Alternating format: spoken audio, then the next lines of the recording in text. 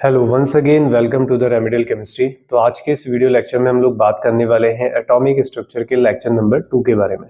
तो previous lecture में हम लोगों ने बोहर्स एटॉमिक थ्योरी के बारे में डिस्कस किया था, उसके एप्लीकेशंस हम लोगों ने डिस्कस किए थे, क्वेश्चंस हम लोगों ने देखे थे, लिमिटेशंस भी हम लोगों ने की थी। तो आज हम बात करने वाले हैं, आज का जो हमारा टॉपिक होने वाला है पहला, वो होने वाला है हाइड्रोजन स्पेक्ट्रम। तो पहली हेडिंग डालेंगे आप लोग आज, हाइड्रोजन स्पेक्ट्रम। तो क्या जानते हैं आप स्पेक्ट्रा के बारे में? कुछ पता है स्पेक्ट्रम के बारे में? तो स्पेक्ट्रम बेसिकली क्या होता है, कॉम्बिनेशन ऑफ कलर्स होता है बेसिकली, है ना, उसी को आप स्पेक्ट्रम कहते हैं।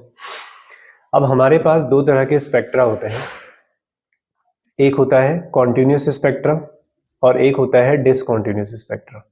कौन कौन से स्पेक्ट्रा होते हैं? कॉन्टिन्यूस और डिसकॉन्टिन्यूस। एक सेकेंड ना, ओके। तो दो तरह के स्पेक्ट्रा हमारे पास होते हैं, एक होगा आपका कॉन्टिन्यूस और दूसरा स्पेक्ट्रा होता है हमारा डिसकॉन्टिन्यूस, राइट। कॉन्टिन्यूस स्पेक्ट्रा क्या स्पेक्ट्रा होता है? जैसे रेनबो होता है, ठीक है। रेनबो में आप क्या नोटिस करते हैं कि जो भी आपको कलर्स दिखाई देते हैं वो मिक्स होते हैं। जैसे आपने देखा येलो कलर आपको दिखा, तो आप देखते हैं कि येलो कलर धीरे धीरे हल्का होने लगता है और दूसरा कलर स्टार्ट होता है। आपने रेड कलर को देखा, रेड धीरे धीरे हल्का होने लगा और दूसरा कलर स्टार्ट होने लगा। तो वहां पर आपको एक क्लियर सेपरेशन नजर नहीं आता है। जैसे आप अपने कपड़ों पे देख सकते हैं, अगर आप लोगों को सेपरेशन बिल्कुल एग्जैक्टली नजर आ रहा है तो आप बोलेंगे कि वहां पर डिसकॉन्टिन्यूस है। अगर कलर, पहला कलर धीरे धीरे हल्का हो रहा है और दूसरा कलर डार्क होना स्टार्ट हो रहा है, तो उसे आप बोलेंगे कैसा स्पेक्ट्रा? Continuous spectra. तो कॉन्टिन्यूस स्पेक्ट्रा में कलर्स की ओवरलैपिंग दिखती है, लेकिन डिसकॉन्टिन्यूस में ऐसा नहीं होता है कि अगर आपको पहले एक लाइन ब्लैक दिख रही है तो पूरा ब्लैक खत्म हो जाएगा, उसके बाद ही दूसरा कलर स्टार्ट होगा। फिर जहां से रेड स्टार्ट हो गया वहां से 100% रेड है। तो एटम के स्पेक्ट्रा कैसे होते हैं बच्चों? एटम के स्पेक्ट्रा बेसिकली डिसकॉन्टिन्यूस होते हैं, ठीक है। एटम के स्पेक्ट्रा कैसे होते हैं? डिसकॉन्टिन्यूस होते हैं। फिर डिसकॉन्टिन्यूस स्पेक्ट्रा भी दो टाइप के होंगे, एक होगा इमिशन स्पेक्ट्रा, एक होता है इमिशन स्पेक्ट्रा, और दूसरा होता है एब्जॉर्प्शन स्पेक्ट्रा।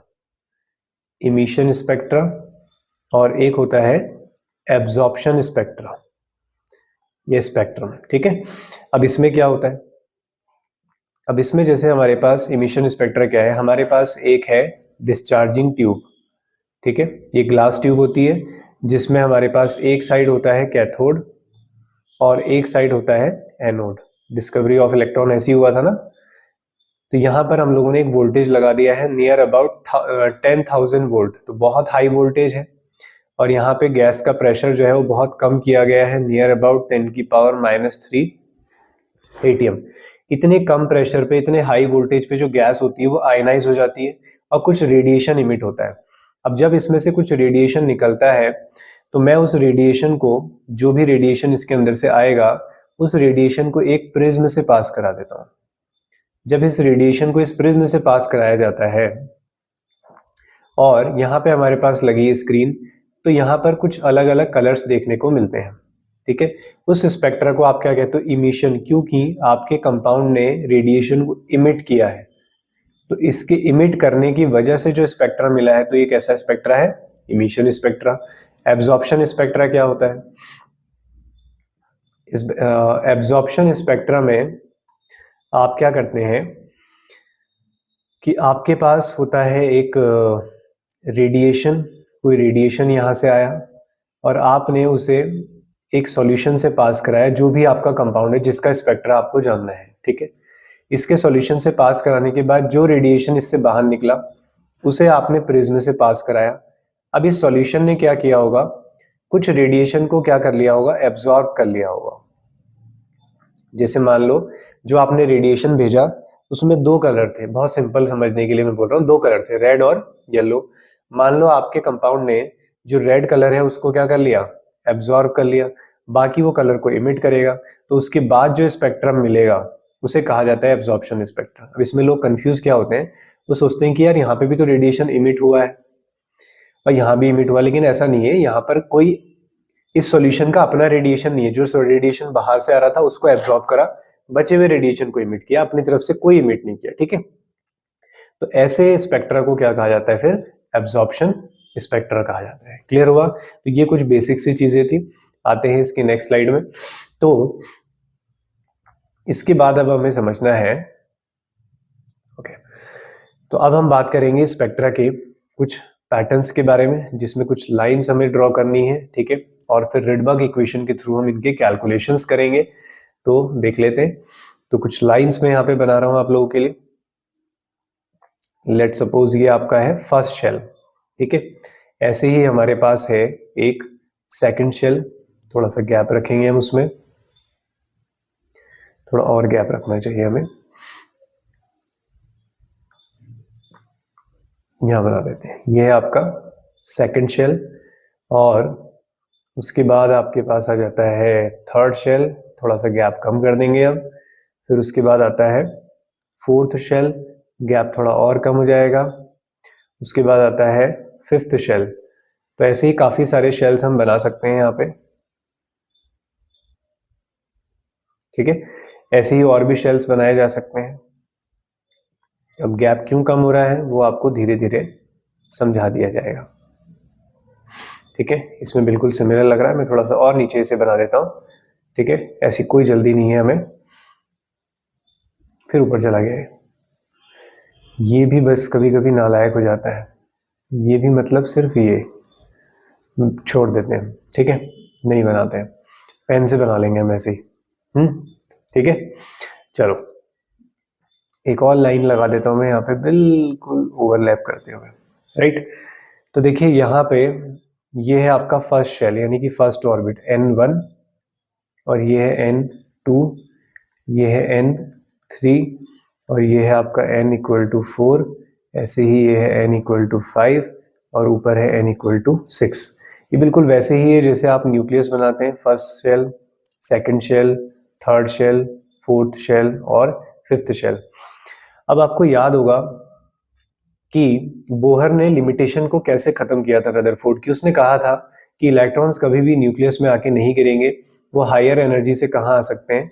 लोअर एनर्जी में आ सकते हैं। तो अगर कोई इलेक्ट्रॉन यहाँ पे बैठा हुआ है, ठीक है, तो वो एनर्जी को रेडिएट करके यहाँ आ सकता है, यहाँ आ सकता है, या फिर यहाँ आ सकता है, या फिर लास्ट में यहाँ आ सकता है। वो कभी भी न्यूक्लियस में जाके गिरने वाला नहीं है। तो यही कॉन्सेप्ट को अप्लाई करते हुए हमें, मैं नंबर 5 से ले लेता हूँ, ठीक है। तो अगर मान लीजिए इलेक्ट्रॉन जो है वो 5 से आता है, कहाँ तक आता है? 1 तक। तो 5 से 1 आता है। ऐसे ही वो 4 से गिर सकता है 1, तो 1 में कहाँ कहाँ से आ सकता है? वो 3 से 1 में आ सकता है। तो इतने टाइप के वो ट्रांजिशन कर सकता है। तो अगर अलग अलग ट्रांजिशन कर रहा है तो बच्चों एनर्जी भी अलग अलग रिलीज होगी। तो मुझे बताओ सबसे ज्यादा एनर्जी किसने रिलीज करी होगी? जो 5 से आके कहाँ गिरा है? 1 पे गिरा है। जो 5 से आके कहाँ गिरा? 1 पे गिरा है। तो इसका मतलब जो 5 से 1 वाला ट्रांजिशन है उसे आप बोलोगे कि सर इसकी एनर्जी जो है वो मैक्सिमम है। एनर्जी कैसी है? मैक्सिमम। तो मैं पूछूंगा वेवलेंथ, तो आप बोलोगे सर वेवलेंथ मिनिमम होगी, क्योंकि वेवलेंथ और एनर्जी क्या होते हैं? इनवर्स होते हैं। अब पहले वाले ट्रांजिशन के बारे में बताओ जो 2 से 1 पे आया है। इसमें आप बोलोगे सर एनर्जी बहुत कम है, बहुत कम एनर्जी इसने रिलीज करी होगी। तो इसका मतलब वेवलेंथ क्या है? मैक्सिमम है। तो अगर आपसे किसी क्वेश्चन में मैक्सिमम वेवलेंथ कहा जाए तो lowest energy transition, minimum wavelength कहा जाए तो हाईएस्ट एनर्जी ट्रांजिशन। समझ में आ गई होगी बात। इस तरीके से ट्रांजिशन पॉसिबल हो सकते हैं। ऐसे ही आपको मान लीजिए 2 स्टेट पे आना है, ठीक है।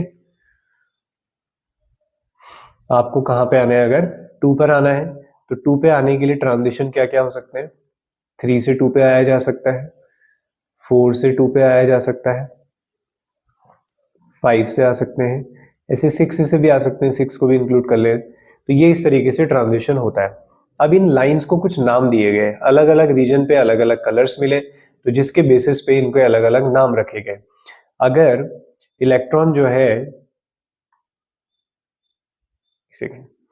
अगर जो आपका इलेक्ट्रॉन है वो कहाँ पे प्रेजेंट है? पहले वाले N=1 में प्रेजेंट है, तो इसे कहा गया लाइमन सीरीज।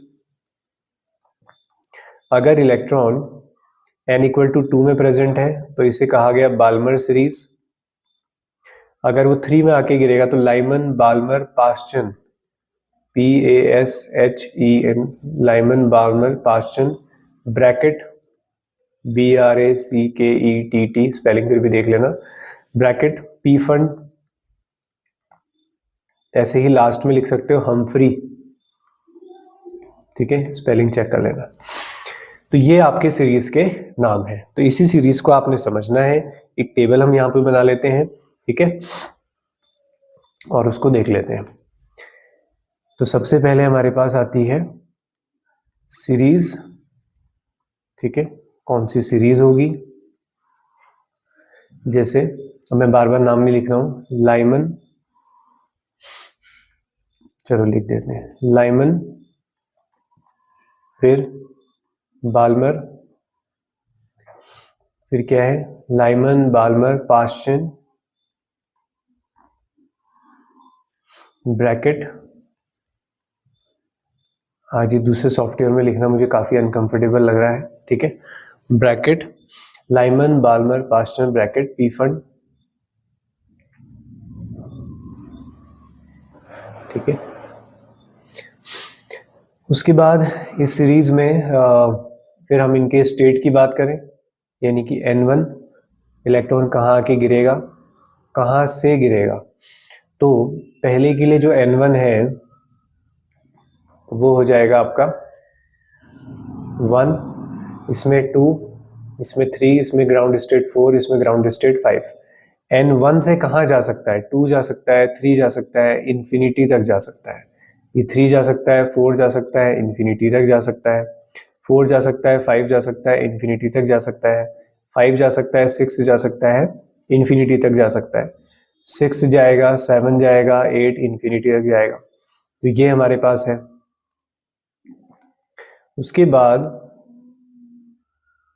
फिर आता है हमारे पास N1 हो गया, N2 हो गया, फिर आता है रीजन, किस रीजन में ये लाइज करते हैं। जो सबसे पहला रीजन बताया गया था वो बताया गया था बाल्मर सीरीज का। उसके बाद ये काफी बड़ी सीरीज बना दी गई जिसमें इतने सारे आपको नजर आते हैं।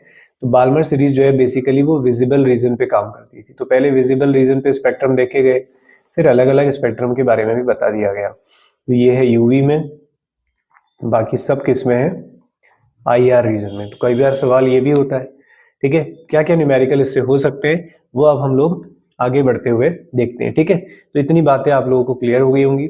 अगर आप लोग एनर्जी भी बताना चाहते हैं, फर्स्ट शेल सेकंड शेल, इनकी एनर्जीज आप लोग अगर बताना चाहते हैं तो वो भी बताई जा सकती है, ठीक है।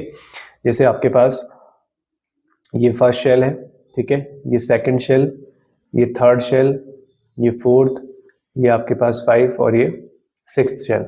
इनकी अगर आप लोग एनर्जी निकालना चाहते हैं तो उसके बारे में भी हम लोग बता सकते हैं। जैसे आप लोगों को याद होगा, हम लोगों ने एक फॉर्मूला पढ़ा था, E is equal to En is equal to -13.6 into Z² upon N², और बस, ठीक है। यूनिट क्या थी, इलेक्ट्रोवोल्ट पर एटम। एक फॉर्मूला और बताया था -2.18 वाला, है ना। तो ये जो फर्स्ट शेल है n इक्वल टू 1 वाला, इसके लिए एनर्जी निकालोगे तो Z कितना रखोगे, हाइड्रोजन के लिए Z कितना हो जाएगा 1, और n भी 1 है तो एनर्जी कितनी आएगी, -13.6 इलेक्ट्रोवोल्ट। फिर यहाँ पे आप निकालोगे तो -13.6, Z तो 1 ही रहेगा, लेकिन n² करोगे तो डिवाइडेड बाय 4 हो जाएगा। तो ये आ जाएगा 4 3 जा 12 और 3.4 इलेक्ट्रोवोल्ट। तो इस तरीके से आप लोग एनर्जी इसकी बता सकते हैं, राइट। यहां तक बात समझ में आई। तो अभी तक कहानी क्या थी सीखने की, कहानी ये थी कि स्पेक्ट्रम कैसे मिलते हैं। स्पेक्ट्रम जो है रिलेटेड होते हैं वेवलेंथ से, और वेवलेंथ किससे रिलेटेड है, एनर्जी से। तो हम लोगों ने यहाँ पे यही बताया है कि जब कोई इलेक्ट्रॉन एक्साइटेड स्टेट में जाएगा तो नीचे आएगा तो अलग अलग लोकेशन पे वो रुकेगा, अलग अलग एनर्जी रिलीज करेगा। अगर अलग अलग एनर्जी रिलीज करेगा तो अलग अलग वेवलेंथ भी होगी, तो अलग अलग कलर मिलेंगे। अब जरूरी नहीं है कि हर एनर्जी जो है वो मैच करे विजिबल रीजन से। आप जानते हैं विजिबल रीजन का एक रेंज है ना, एक वेवलेंथ का रेंज है कि 400 450 नैनोमीटर हाँ नैनोमीटर होता है ना, नैनोमीटर से कहाँ तक 800 850 तक की वैल्यू होती है, ठीक है। तो उसके बीच में अगर लाइज करता है तो विजिबल रीजन में होगा। तो ऐसा थोड़ी है कि विजिबल रीजन के अलावा कोई रीजन हमारे पास नहीं है, तो इसलिए अलग अलग सीरीज है, तो अलग अलग तरीके के हमें स्पेक्ट्रम अलग अलग सीरीज में मिल जाते हैं, ठीक है। तो चलिए बात करते हैं कुछ क्वेश्चंस की, या इस पे किस तरीके से हमें इसे यूज करना है। ओके, तो अब हम आगे बात करते हैं। तो यहाँ से जो भी अभी आप तुम लोगों ने कहानी सुनी है उसमें एक फार्मूला तो हम ऐड कर लेते हैं पहले। अगर हमें निकालनी हो टोटल स्पेक्ट्रल लाइंस निकालनी हो कि कितने टाइप के ट्रांजिशन हो सकते हैं, तो उसके लिए फॉर्मूला है n2 minus n1 into n2 minus n1 plus 1 divided by 2। तो ये है नंबर ऑफ ट्रांजिशन। एग्जाम्पल ले लेते हैं, जैसे इलेक्ट्रॉन जो है वो फर्स्ट स्टेट में आया, और मान लीजिए वो इलेक्ट्रॉन कहाँ से आया है, वो इलेक्ट्रॉन आया है आपका n2 इक्वल टू 5 से,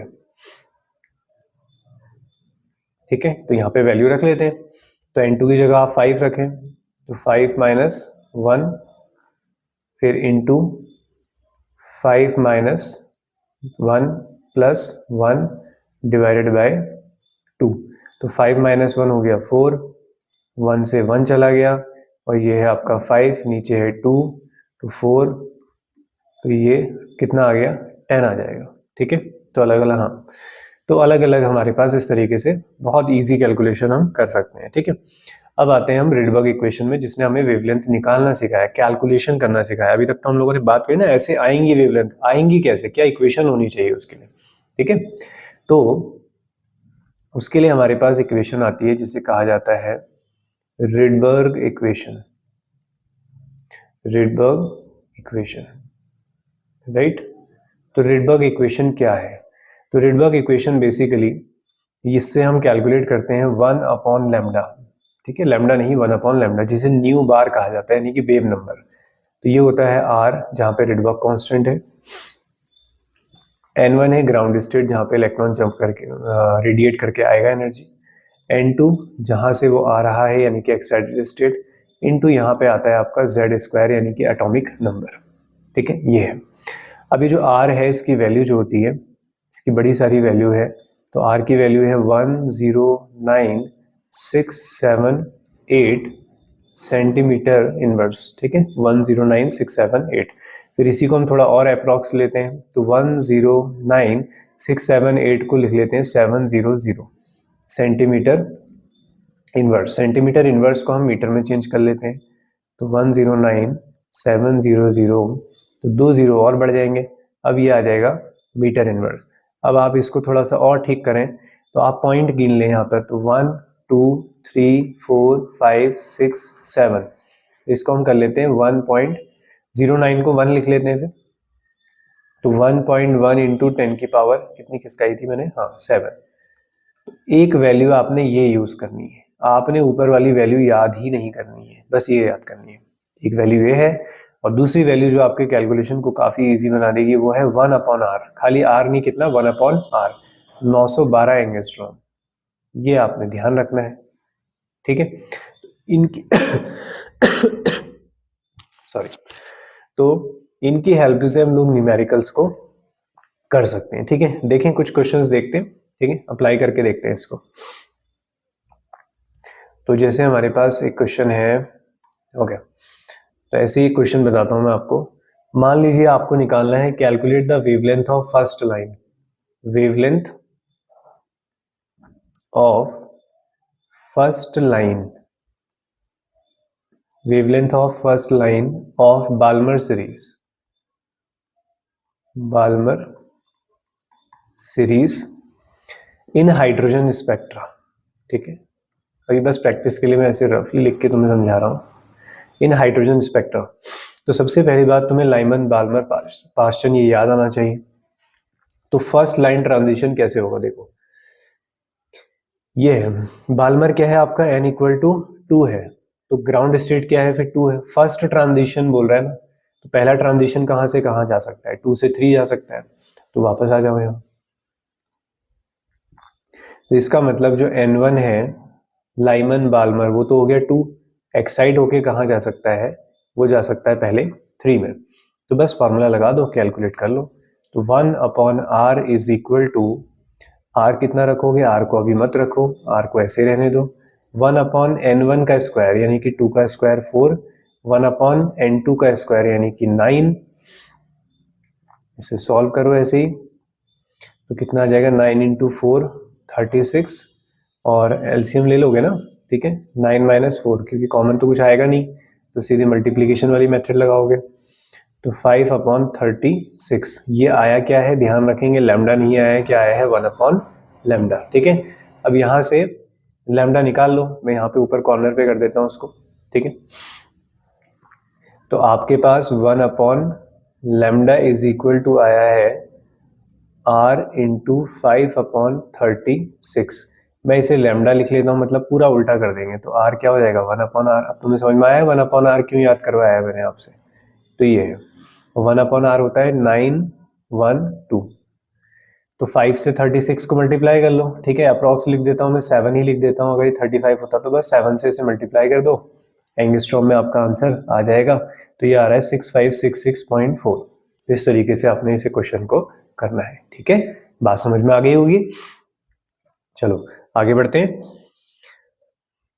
इसके बाद है हमारे पास एक और क्वेश्चन देख लेते हैं, ठीक है। जैसे हमारे पास है calculate the frequency of the last line, क्या निकालना है, फ्रीक्वेंसी किसकी, of last line, last line, ठीक है, last line of the Lyman series, of the कौन सी series, Lyman series of hydrogen, ठीक है। तो लास्ट लाइन का क्या मतलब है, लाइमन पहली सीरीज होती है, तो N1 इक्वल टू, सबको क्लियर हो गया 1, N2 कहां तक जा सकते हो लास्ट, अरे बोल दो यार, कहां तक जा सकते हो, इन्फिनिटी तक जा सकते हो, राइट, बिल्कुल सही। किसने बोला, पीठ थपथपा लो भाई अपनी, और जिन्होंने नहीं बोला ना, जिन्होंने नहीं बोला क्या कहे हम, ठीक है। तो 1/r, 1/n1 का स्क्वायर, 1/इन्फिनिटी क्या होता है 0, तो क्या बचा, उल्टा कर लो, लैम्डा इज इक्वल टू क्या बचा 1/r, इसका मतलब आंसर आ गया 912 एंगस्ट्रॉम। बस इतना ही इजी है जी सर, बिल्कुल ऐसा ही है, ठीक है, कोई छल कपट नहीं है तुम्हारे साथ, ऐसा ही है। नेक्स्ट देखो, कैलकुलेट लैम्डा, लैम्डा निकालना है for third line, for third line of bracket, BRACKETT, bracket of hydrogen. तो लाइमन था, पास्चन था, फिर ब्रैकेट था, ये 1 था, ये 2 था, ये 3 था, इसका मतलब इलेक्ट्रॉन कहाँ पे बैठा है, थर्ड में। तो लैम्डा फॉर थर्ड लाइन, तो पहली लाइन कहाँ जाएगी, फोर्थ पे, दूसरी लाइन कहाँ जाएगी, फिफ्थ पे, तीसरी लाइन कहाँ जाएगी, सिक्स्थ पे, ठीक है। तो यही करना होगा यहाँ पर, ठीक किया है मैंने, lambda third line for bracket, Lyman, Paschen, Balmer, oh very very bad. देखें एक बार मैं भी दिखा देता हूँ तुम्हें, यहाँ पे सेकंड वाली स्लाइड में देखेंगे, ब्रैकेट क्या है, ऑलरेडी n इक्वल टू 4 होता है, इसलिए मैं एक बार वेरीफाई करना ठीक समझता हूँ, ठीक है। तो n इक्वल टू क्या है, 4 है, क्योंकि भाई हम भी इंसान है, गलती हो जाती है, तो चेक कर लेना, कोई बुरी बात नहीं है, ठीक है। तो इसको हम थोड़ा सा सही कर लेते हैं, ओके। तो लाइमन, बाल्मर, पास्चन, ब्रैकेट, तो ब्रैकेट मतलब 4 से जाओगे फिफ्थ में, फिर फिफ्थ से सिक्स्थ में, और सिक्स्थ से सेवंथ में, तो ये फर्स्ट लाइन होती, ये सेकंड लाइन होती, और ये थर्ड लाइन। तो इसका मतलब N1 कितना है आपका 4, और N2 कितना है 7। अब कैलकुलेशन तो मत करवाओ यार, हाथ दर्द हो गए मेरे लिखते लिखते। कर लोगे कैलकुलेशन, बोलते भी तो नहीं हो तुम लोग। 1/r, 1/λ is equal to r, 1/n square यानी कि 4 4 जा 16, 7 7 जा 49, सर कैलकुलेशन भी तो बड़ा है, क्या ही बोले सर, इतना बड़ा कैलकुलेशन देख के। तो ऑप्शंस वाले क्वेश्चंस में इजी हो जाता है ना, ऑप्शन से हम कर लेते हैं अप्रॉक्स निकाल के। तो अभी तो न्यूमेरिकल वगैरह थोड़े थोड़े स्टार्ट हुए हैं, अभी तक तो तुम ऑर्गेनिक कर रहे थे ना, क्या पता तुम हल्के हो न्यूमेरिकल्स में, है ना, फिजिकल कुछ खास पसंद नहीं हो। तो ये इनऑर्गेनिक का ऐसा चैप्टर होता है, तो बेसिकली फिजिकल में भी काउंट कर लेते हैं इसके आधे चैप्टर को, क्योंकि इतना न्यूमेरिकल्स मिल जाता है यहाँ पे। तो 49 माइनस 16 कर लेना यार, कितना आ जाएगा, r इंटू 9 में से 6 गया 5, 4 में से 1 गया 3, डिवाइडेड बाय 49। 1 अपॉन लैम्डा लिखा है, ध्यान रखना कैलकुलेशन पहले करके अपना काम मत बढ़ाना, उल्टा करो पहले इसे। तो ये हो जाएगा 49 डिवाइडेड बाय 35, और ये हो जाएगा 1 अपॉन आर, यानी कि 912। अब जब ऑप्शंस होंगे तो हम सॉल्व करेंगे ना इसको आराम से, इसको 50 कर लेंगे, इसको 35 रहने देंगे, फिर हम करेंगे कि ये 2 टाइम्स चले जाएगा, ये 7 चले जाएगा, फिर 7 से 25 को तो डिवाइड कर ही लोगे, फिर 912 से मल्टीप्लाई कर लेना, आंसर आ जाएगा।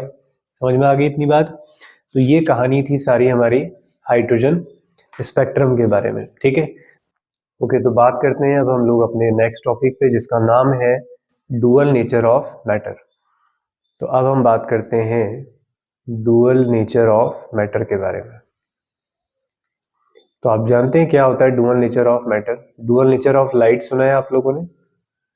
नहीं सुना? कुछ नहीं सुनते हो? सुना है सर, ठीक है, वेरी गुड। किस बच्चे ने कहा?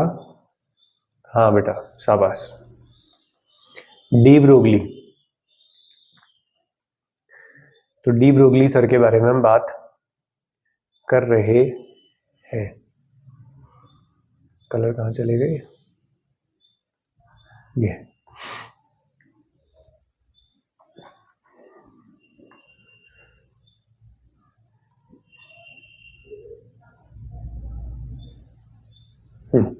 तो डुअल नेचर ऑफ मैटर क्या होता है? देखो कहानी कुछ ऐसी है कि सबसे पहले लाइट के बारे में बताया गया, डुअल नेचर ऑफ लाइट। कहा गया कि लाइट जो है वो वेव की तरह बिहेव तो करती ही है, वो पार्टिकल की तरह भी बिहेव करती है, जिसे हम अभी क्वांटम थ्योरी ऑफ प्लैंक्स के थ्रू हम समझेंगे, राइट। अब थोड़ा बहुत सीक्वेंस मैं कहता ही हूँ, आप लोग सिलेबस में ऐसे दिया, तो मैंने उठा दिया है टॉपिक फिलहाल, ठीक है। और उसके बाद जो है मैटर वेव के बारे में भी बताया गया कि जो हमारे पास मैटर है ना, मैटर आप सोचते क्या है, ये किससे मिलके बना हुआ है? सिंपल सी बात है, हर कोई बोलेगा सर पार्टिकल से मिलके बना है, मैं बोलूंगा वेव से मिलके बना है, तो आपको डाइजेस्ट नहीं होगा, है ना। वैसे ही तो लोगों को पहले ये भी डाइजेस्ट नहीं हो रहा था कि जो लाइट आ रही है वो वेव के फॉर्म में नहीं आ रही, पार्टिकल के फॉर्म में आ रही है, एनर्जी के पैकेट्स हैं, ठीक है। तो दोनों ही चीजें क्वांटम के दायरे में कुछ और कहती है, क्वांटम वर्ड है ना, यानी कि जहां पर हम बिल्कुल माइक्रोस्कोपिक लेवल पे बात करते हैं, जहां पे क्लासिकल फिजिक्स पूरी तरह से फेल हो जाती है। तो डुअल नेचर ऑफ मैटर का मतलब यही था कि जिस तरह से लाइट के दो बिहेवियर होते हैं, पार्टिकल भी होता है, वेव भी होता है। वेव नेचर माने तो हम रिफ्लेक्शन, रिफ्रैक्शन, इंटरफेरेंस, डिफ्रैक्शन, इनको समझा सकते हैं, आएंगे आगे उस पर, ठीक है। पार्टिकल नेचर माने तो ब्लैक बॉडी रेडिएशन और फोटो इलेक्ट्रिक इफेक्ट जैसे फिनोमिनन को समझाया जा सकता है। अब डुअल नेचर ऑफ मैटर में ये कहानी बताई गई कि जो हमारे पास मैटर है वो भी कैसा बिहेवियर दिखाता है, डुअल बिहेवियर दिखाता है, यानी कि लाइट की तरह भी बिहेव करता है और पार्टिकल की तरह भी बिहेव करता है। तो लाइट की तरह भी बिहेव करता है, पार्टिकल पे तो सभी लोग एग्री कर रहे थे, पार्टिकल नेचर तो इजीली समझा जा सकता था किसी भी ऑब्जेक्ट का, लेकिन वेव नेचर के बारे में ऐसा कोई डिस्कशन नहीं हो पा रहा था, ठीक है। तो इसी को समझाते हुए डी ब्रोगली सर ने एक हाइपोथेसिस दी, मतलब एक कहानी बताई कि भाई ऐसा ऐसा होता है। तो लोगों ने कहा कि फिर डी ब्रोगली सर कोई वेवलेंथ होनी चाहिए फिर, अगर वो लाइट है तो उन्होंने कहा जी हाँ बिल्कुल होती है, जिसका फॉर्मूला है h अपॉन एम वी। तो जहां पर लैम्डा जो है ये फॉर्मूला अलग है, और जो लाइट के लिए आप पढ़ते थे, वैसे मैंने अलग अलग साइड लिखना चाहिए था इसे, ठीक है। तो लाइट के लिए जब आप लोग वहां पे पढ़ते थे स्पीड ऑफ लाइट वगैरह, तो वहां पे आप लोग लैम्डा इज इक्वल टू क्या लिखते थे, c अपॉन न्यू। तो ये एक फॉर्मूला होता था। तो बेसिकली ये लैम्डा क्या है, ये है डी ब्रोगली वेवलेंथ, या फिर इसे कहा जाता है मैटर वेव। मैटर वेव वो लाइट की वेवलेंथ थी, ये मैटर की वेवलेंथ है, राइट। तो ये इन्होंने एक फॉर्मूला दे दिया यहाँ से, lambda is equal to h upon m v. यहाँ से आप जान सकते हैं कि लैम्डा जो है वो इन्वर्सली प्रोपोर्शनल है मोमेंटम के। तो किसी का मोमेंटम बहुत ज़्यादा है तो उसकी वेवलेंथ क्या है, बहुत कम है, फ्रीक्वेंसी बहुत ज़्यादा है, ठीक है। तो यहाँ से एक फॉर्मूला ये दिया गया। एक रिलेशन और ध्यान रख लेना, ठीक है, कि कभी काम आ जाए। तो h अपॉन 2m EV की पावर 1/2, या फिर इसे अंडर रूट करके भी लिख दिया जाता है, h under root 2m KE, यानी कि काइनेटिक एनर्जी। तो ये आप एक ध्यान रख सकते हैं फॉर्मूला। तो डी ब्रोगली वेवलेंथ बस यही है, ये फॉर्मूला है। न्यूमेरिकल्स में दिखा दूंगा आपको। न्यूमेरिकल्स में खेल इसका ही होता है, यूनिट का, है ना, क्योंकि वेवलेंथ हम किस में निकालते हैं, वेवलेंथ हम सेंटीमीटर, मीटर, एंगस्ट्रॉम इसमें निकालेंगे। जबकि आप फॉर्मूले में देखो lambda is equal to h upon m v, जहां पे m आपका मास है, v वेलोसिटी है, मीटर पर सेकंड वगैरह आएगा, h से जूल आता है। अब जूल बड़ा प्रॉब्लम करता है। h की जो वैल्यू होती है वो होती है 6.624 या 6.627, चेक कर लेंगे अभी, ठीक है, इंटू 10 की पावर -34 जूल सेकंड। तो यहाँ से जूल बड़ा प्रॉब्लम करता है, क्योंकि हमें एनर्जी नहीं चाहिए, हमें वेवलेंथ चाहिए। तो इसको हम न्यूमेरिकल्स में अभी देख लेंगे कुछ दिन में, या हो सकता है असाइनमेंट में हम इसे देखें, ठीक है। तो ये था आपका डुअल नेचर ऑफ लाइट। अब बात ये थी कि इनके अकॉर्डिंग माइक्रोस्कोपिक पार्टिकल्स जो है वो पार्टिकल नेचर तो दिखाई रहे थे, साथ साथ में वेव नेचर भी दिखाते हैं। तो अगर वेव नेचर दिखाते हैं तो हमें प्रूफ करना होगा किसका मॉडल, बोहर सर का मॉडल, क्योंकि माइक्रोस्कोपिक पार्टिकल तो इलेक्ट्रॉन भी है। तो इसके अकॉर्डिंग, इनके अकॉर्डिंग, ठीक है, इनके अकॉर्डिंग इलेक्ट्रॉन्स जो है वो पार्टिकल नेचर नहीं, किस फॉर्म में घूम रहा होगा, फिर वेव फॉर्म में घूम रहा होगा, कुछ ऐसे घूम रहा होगा, है ना। तो इन्होंने प्रूफ कैसे किया।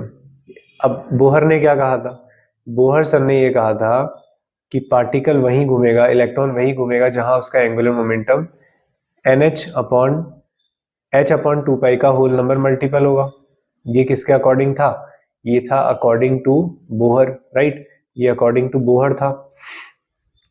अब मैं आपको यहां से प्रूफ करके दिखाता हूं डी ब्रोगली के अकॉर्डिंग। तो डी ब्रोगली सर ने क्या करा, देखो ये जो मैंने ड्रॉ बनाया है, कितनी वेवलेंथ है इसमें, 1 2, है ना, ऐसे ही है, 3 हो शायद। किसी ने सर्किल बनाया बड़ा तो उसकी वेवलेंथ अलग है। तो लैम्डा 1 भी हो सकती है, वेवलेंथ 1 हो सकती है, 2 हो सकती है, 3 हो सकती है। तो इस पूरे सर्किल को कवर करने के लिए मान लीजिए कितनी लैम्डा लग गई, n लैम्डा। पूरा सर्किल कवर करना मतलब क्या कवर करना, सरकमफेरेंस, परिधि 2 पाई r, ये आया। अभी इन्होंने बताया था कि लैम्डा क्या है मैटर वेव के लिए, h अपॉन एम वी है। तो इसका मतलब ये फॉर्मूला बना इनके अकॉर्डिंग। अब इसको अरेंज करके देखो, क्या ये फॉर्मूला ऐसा ही बन सकता है। तो चेंज करते हैं, एम वी को आर के पास ले जाओ, इस एम वी को इस आर के पास ले जाओ, तो ये बन जाएगा एम वी आर, और इस 2 पाई को वापस इधर फेंक दो।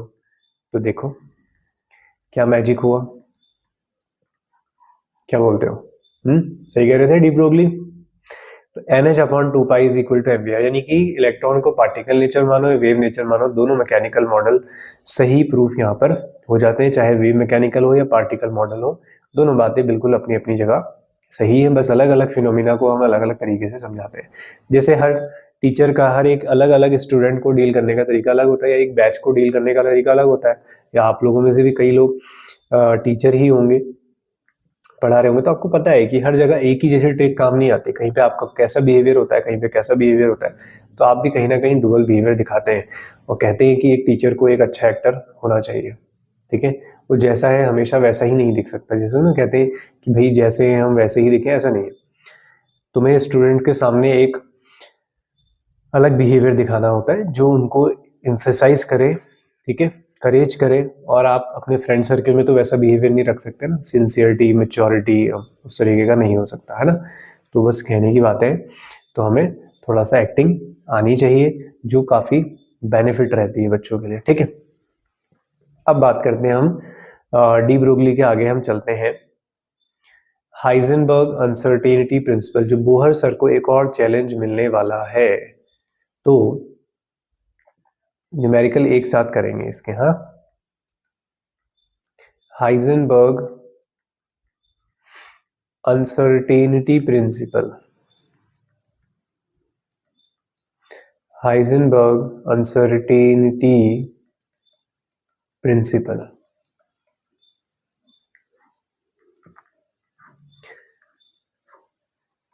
हाइजेनबर्ग अनसर्टेनिटी प्रिंसिपल, ठीक है। तो देखो मेरा पैटर्न हमेशा ही ऐसा ही रहता है। मेरा पैटर्न कभी भी स्टार्टिंग से, अब तो खैर आप लोगों को पता ही चल गया होगा, ऐसा नहीं कि मैं एक टॉपिक कर रहा हूँ उसके 4 क्वेश्चंस 5 क्वेश्चंस कराऊँ, फिर वही क्वेश्चन तुम्हें सीधे असाइनमेंट में दे दूँ और तुम बढ़िया करके बनाओ और कहो हमें बहुत अच्छा आ रहा है, सर बहुत बढ़िया पढ़ा रहे हैं। मैं चाहता हूँ कम से कम 2-3 चैप्टर मिक्स हो, तभी साइंस के स्टूडेंट का असली निखार निकल के आता है कि 2-3 टॉपिक जब मिक्स होते हैं तब वो खुद ढूंढे ना कि कौन सा लगाना है कौन सा नहीं लगाना है। अब पता है यार तुम्हें कि एक टॉपिक पढ़ा है, इसी से एनर्जी रेडियस निकालो, सब कर लोगे तुम और तुम्हें बड़ा अच्छा लगेगा। तो हमारा काम है अच्छा लगाना, काम नहीं है तुम्हें, सिर्फ तुम्हें आना चाहिए, ठीक है। अभी जब टॉपिक मिक्स करोगे तो पहले क्वेश्चन देख के पहचानोगे कि किससे होना है, किससे कैलकुलेट करना है, ठीक है, नहीं तो दिमाग चलेगा ही नहीं, ठीक है। एक पैटर्न में नहीं चलना चाहिए, एक पैटर्न तो हमें ब्रेक करने होते हैं, ठीक है ना। तो हाइजेनबर्ग अनसर्टेनिटी प्रिंसिपल क्या कहता है? हाइजेनबर्ग के अकॉर्डिंग हाइजेनबर्ग के अकॉर्डिंग क्या है? For a microscopic particle, for a micro for a microscopic, ठीक है, for a microscopic particle like electrons, protons, ions, ठीक है, इनके बारे में बात चल रही है, एटम्स के बारे में, ठीक है। तो for a microscopic particle we can not determine both position and momentum, position and momentum simultaneously. वैसे जो तुम्हारा आज का ही लेक्चर रिकॉर्ड हो रहा है ना, ये लेक्चर कल मैंने रिकॉर्ड कर दिया एक बार, बट कुछ गड़बड़ हो गई थी उसमें, ठीक है, रिकॉर्डिंग में ही कुछ गड़बड़ हो गई थी, ठीक है, इंटरफेस चेंज करना रह गया था, तो उसमें जो है, चलो छोड़ो क्या हुआ था, ठीक है। उसमें जो स्क्रीन पे अभी तुम्हें इमेज दिख रही है मेरी साइड में कॉर्नर में, वो आधे स्क्रीन पे आ गई थी, ठीक है, मैं उसको मिनिमाइज करना भूल गया था और मैंने फटाफट रिकॉर्डिंग कर दी। जब लास्ट में एक क्वेश्चन बचा था, ठीक है, क्वेश्चंस भी कराए थे मैंने जब उसमें, तो जब लास्ट में एक क्वेश्चन बचा तो फिर मैंने कहा चलो देखते हैं, फिर इतने में इलेक्ट्रिसिटी चली गई, मैंने कहा चलो इतने तो हो ही गए, इसको ऐड कर लेंगे, और फिर जब देखा एडिटिंग करते टाइम तो पता चला कि ये तो वीडियो बेकार हो गई है, तो फिर दोबारा रिकॉर्डिंग करनी पड़ी, ठीक है। तो ऑनलाइन में एक ये चीज़ तो कभी कभी हो जाती है, पहले भी कई बार हुआ, कई बार माइक चेक कर लूँ मैं, हाँ, माइक लगना रह जाता है, ऑन करना रह जाता है, कैमरा वीडियो पॉज कर दी होती है, उसे रिप्ले करना रह जाता है, बड़ी सारी चीज़ें होती रहती हैं, ठीक है। चलो वापस आते हैं। तो किसी भी माइक्रोस्कोपिक पार्टिकल के लिए, किसी भी माइक्रोस्कोपिक पार्टिकल के एक ही टाइम पर उसकी पोजीशन भी बता देना और उसका मोमेंटम भी, मतलब उसकी वेलोसिटी भी बता देना, इम्पॉसिबल है, ठीक है। एक्यूरेसी के साथ नहीं बता सकते आप। लेट्स सपोज जैसे आप गाड़ी से कहीं जा रहे हैं, अब आज की डेट में तो जो गाड़ियां आ रही हैं ज्यादातर में, अब क्या हो गया, क्योंकि देखें आप जानते हैं कि हर कोई अब एड्रेस के लिए मैप का यूज कर रहा है ना, नेविगेशन सिस्टम चाहिए ही चाहिए सबको अब आजकल। तो अब क्या होने लगा है कि फोन से ज्यादा गाड़ी में लोग यूज कर रहे हैं ना, तो अब कोशिश यही की जा रही है कि जो भी नए व्हीकल आ रहे हैं कि उसमें डेट, टाइम और साथ में नेविगेशन, यानी कि आपकी लोकेशन जो भी आप देखना चाहते हैं वो भी साथ साथ में चलती रहे, यानी कि आप फोन आपको यूज ना करना पड़े या बार बार बराबर वाले से ना पूछना पड़े, ठीक है। तो उस टाइम पे आप मान लो तुम किसी स्कूटी में हो, बाइक में हो, ठीक है, या कार में हो, तो उस टाइम पे आपके अपने मीटर को देखते हो गाड़ी चलते टाइम, तो क्या आपका मीटर आपकी स्पीड बता रहा है? बिल्कुल बता रहा है। सर अगर नेविगेशन बता सकता है तो वो आपकी लोकेशन भी बता रहा है, तो क्या आप मुझे बता सकते हैं एग्जैक्टली कि किस पोजीशन पे आपकी स्पीड क्या थी? बता सकते हैं, लेकिन माइक्रोस्कोपिक पार्टिकल के लिए तो ऐसा पॉसिबल नहीं है। तो हाइजेनबर्ग अनसर्टेनिटी प्रिंसिपल हमारी डेली लाइफ में पॉसिबल नहीं है। हम अपनी डेली लाइफ में यानी कि मैक्रोस्कोपिक लेवल पे हम लोग हाइजेनबर्ग को यूज नहीं कर सकते, ठीक है। ये काम करता है सिर्फ माइक्रोस्कोपिक लेवल पे, जहां पर इलेक्ट्रॉन्स, प्रोटॉन्स, एटम्स की दुनिया, वहां पे क्या प्रॉब्लम आ जाती है सर? वहां पे प्रॉब्लम ये आती है कि अगर हम किसी की पोजीशन को आइडेंटिफाई करने जाते हैं तो उसका मोमेंटम में थोड़ा सा चेंज आ जाता है। अगर हम उसका मोमेंटम एक्यूरेट करना चाहते हैं तो उसकी पोजीशन थोड़ी सी बदल जाती है, ठीक है। तो ऐसा कुछ होता है, जैसे मान लो कि कोई रेडिएशन यहाँ से आ रहा है, ठीक है, इसको मैं किसी वॉल पे इस रेडिएशन को भेजता हूँ, तो तुम्हें यहाँ पे एक पॉइंट नजर आता है रेडिएशन का।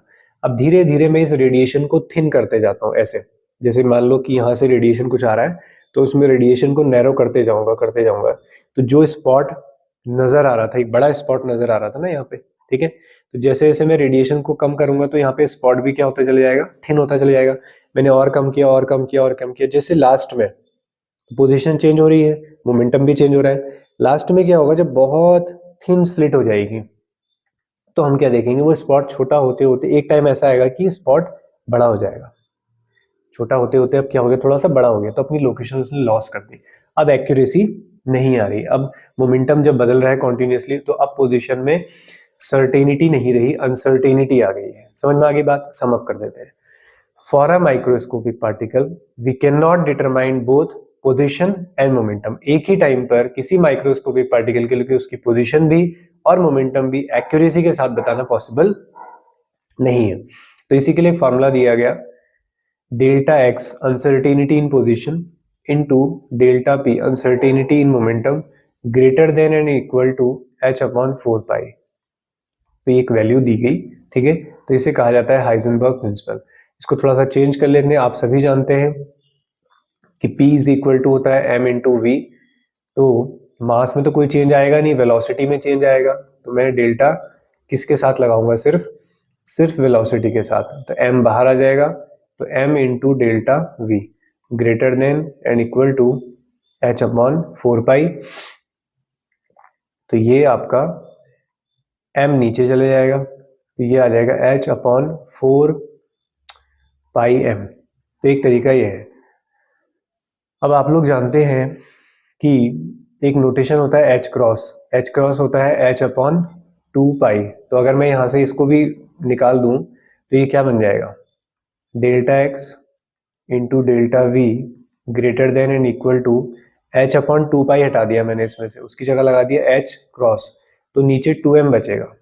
तो ये भी इसी का फॉर्म है, कोई अलग नहीं है। तो ये था आपका हाइजेनबर्ग अनसर्टेनिटी प्रिंसिपल। और मैंने कहा था बोहर इसको एक्सप्लेन नहीं कर पाए। क्यों नहीं कर पाए, बोहर ने क्या बताया था, अब कनेक्ट कर पाओगे। बोहर ने हमें बताया कि इलेक्ट्रॉन किस ऑर्बिट में होगा, उसकी एनर्जी क्या होगी, उसकी वेलोसिटी क्या होगी। तो पोजीशन भी बता दी और वेलोसिटी बता दी, तो मोमेंटम भी बता दिया, क्योंकि इलेक्ट्रॉन का मास तो तुम्हें पता ही है।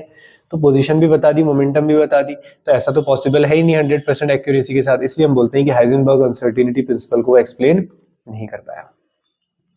तो डेल्टा एक्स क्या है यहाँ पर, अनसर्टेनिटी इन पोजीशन, और डेल्टा वी क्या है यहाँ पर, अनसर्टेनिटी इन मोमेंटम, और एफ में है यहाँ पर मास, जिसकी भी बात चल रही हो इलेक्ट्रॉन की या किसी एटम की, तो वो यहाँ पे आपका आ जाएगा, राइट। इसके बाद आता है तुम्हारे पास, अब आते हैं हमारे पास क्वांटम थ्योरी। तो क्वांटम थ्योरी भी हम लोग देख लेते हैं, फिर हम कल के लेक्चर्स में यानी कि नेक्स्ट लेक्चर में पढ़ेंगे क्वांटम नंबर। उससे पहले हमें करने होंगे कुछ क्वेश्चंस। तो चलिए लास्ट सेगमेंट की तरफ बढ़ते हैं। तो क्वांटम थ्योरी की बात करते हैं, राइट।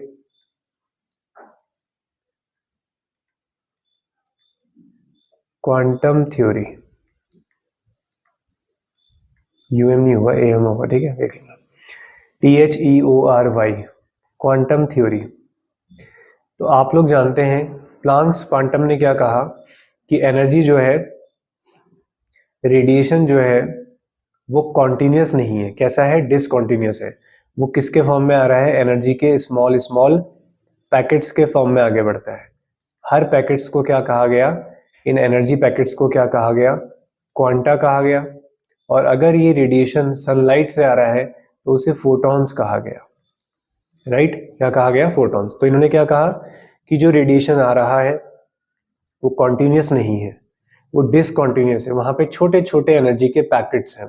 तो इसको ऐसे मान लो कि तुम 10-12 लोग लाइन से खड़े हुए हो, ठीक है, और आपके हाथ में मैंने ये एक पेन दिया पहले वाले बच्चे के, और इस फर्स्ट एंड से लास्ट एंड तक हमें उसे पहचाना है। तो ये कैसे ट्रेवल कर रहे हैं, सब लोग आप चेन में खड़े हो, इसने इसको दिया, इसने इसको दिया, इसने इसको दिया, इसने इसको दिया, इस तरीके से आगे ट्रेवल कर रहा है। तो एनर्जी के पैकेट्स छोटे छोटे, ऐसा नहीं कि उनके बीच में बहुत ज्यादा गैप है, सब लगे हुए हैं एक के बाद एक, एक के बाद एक। तो हर एक पैकेट को क्या कहा गया, क्वांटा कहा गया। अगर रेडिएशन सनलाइट वाला है तो क्या कहा जाता है, फोटॉन्स कहा जाता है। तो क्वांटम थ्योरी के अकॉर्डिंग, प्लांक्स सर के अकॉर्डिंग, इसको लिख लेना नाम को, ठीक है, it is Planck's quantum theory. तो उनके अकॉर्डिंग जो एनर्जी है वो डिपेंड करती है किस पर, फ्रीक्वेंसी पर डिपेंड करती है। फिर यहाँ से एक कांस्टेंट आ जाता है, E is equal to h nu. तो एक फोटोन की एनर्जी कितनी है, एच न्यू, यानी कि जो ये एक पैकेट है उसकी एनर्जी एच न्यू है। 2 पैकेट होंगे तो 2 एच न्यू, 3 होंगे तो 3 एच न्यू। इसका मतलब सर आपने अगर ये कहा कि 1 H new, 2 H new, 3 H nu, तो ये तो बिल्कुल आप वैसा ही कह रहे हो जैसे आपने क्वांटाइजेशन हमें समझाया था कि mvr is equal to h upon 2 pi का होल नंबर मल्टीपल। जी हाँ, बिल्कुल वैसा ही है, यहाँ पर भी ये नंबर यही होने वाले हैं। इसी को कहा जाता है क्वांटाइजेशन। जैसे मैंने करेंसी वाला एग्जांपल दिया था कि हर टाइप का नोट नहीं है। तुमने कहा सर 21 रुपए चाहिए, तो मैं 21 का नोट नहीं दे दूंगा तुम्हें, मैं 20 दूंगा, एक अलग देना पड़ेगा, या 50 का दे दूंगा, उसमें से फाड़ के भी नहीं दे सकते। तो या तो एनर्जी 1 एच न्यू होगी, या तो 2 एच न्यू होगी, या तो 3, इसके बीच की कोई भी एनर्जी नहीं होगी। इसे कहा जाता है क्वांटाइजेशन। मतलब हर तरह के एनर्जी का पैकेट नहीं होता है। आप कहो सर मुझे 300 जूल की एनर्जी का पैकेट चाहिए, मैं कहूंगा नहीं है भाई, 500 जूल का है, या तो 100 का है, या तो 200 का है, ठीक है। तो हर तरह की एनर्जी का पैकेट अवेलेबल नहीं होता। आप एक और फॉर्मूला जानते हैं, lambda is equal to c upon nu, ठीक है। तो न्यू इज इक्वल टू क्या हो जाएगा, सी अपॉन लैम्डा। तो इस फॉर्मूले में इसको अप्लाई कर लो, तो E is equal to h nu था, तो E is equal to h c upon lambda भी हो जाएगा। ये एक फोटोन की एनर्जी है, अगर n नंबर ऑफ फोटॉन्स है तो n एच न्यू और n h c upon lambda. इसे कहा जाता है प्लांक्स क्वांटम थ्योरी। क्लियर हुआ? तो अब ये टॉपिक्स जो हम लोगों ने कवर कर लिए हैं, इन्हीं से हमें क्या करने होंगे, क्वेश्चंस करने होंगे।